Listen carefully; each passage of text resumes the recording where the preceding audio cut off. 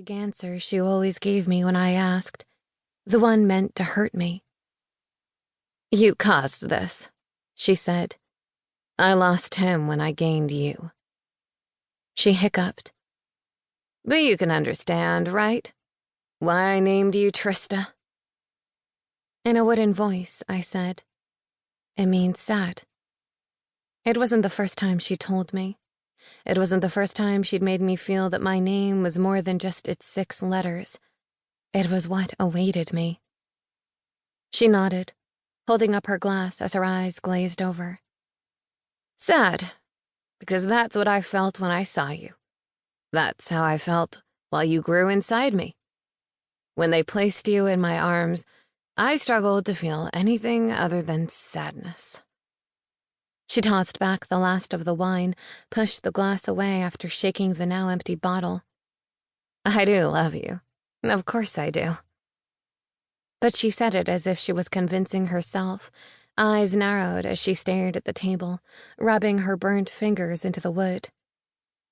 "But when I look at you, I see him, and he made me sad." She laughed, humorlessly. "The sadness. It's probably your destiny. You're like me. You'll lose everyone you love."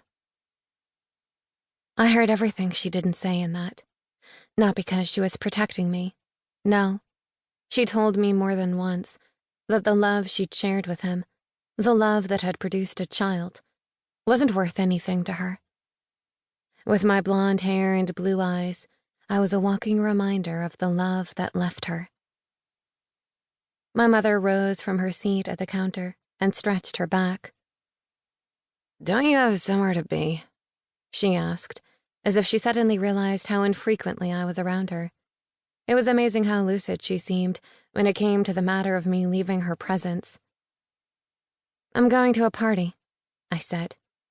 With a glance at the clock, I knew I was running late. Mommy-daughter bonding time was done. "With who?" She hiccuped and covered her mouth with the back of her hand. I grabbed my purse on the counter, shaking my head. She'd had me sit so she could tell me the story of how she abandoned me the first time. "It's a little late for you to be worrying about who I'm spending my time with."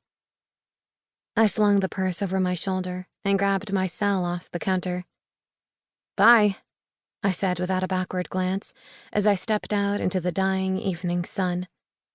I turned my phone on and checked my texts. One came, from my boyfriend of nearly 3 years, Colin Marks. "Colin, are you coming?" I tapped out my reply quickly. "Just gotta get Ellie. See you soon." Ellie lived 5 minutes away from me, in a cul-de-sac that was miles better than the trailer park I lived in. Her yard had grass instead of overgrown weeds, and her windows cleanly reflected the afternoon sun. I popped the visor down, honked my horn twice, and reapplied my lip gloss. My hand shook.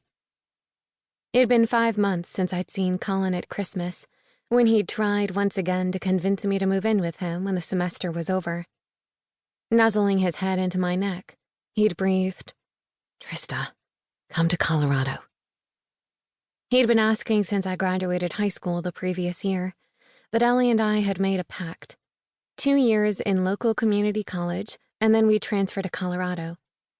I wasn't old-fashioned, but I also wasn't stupid.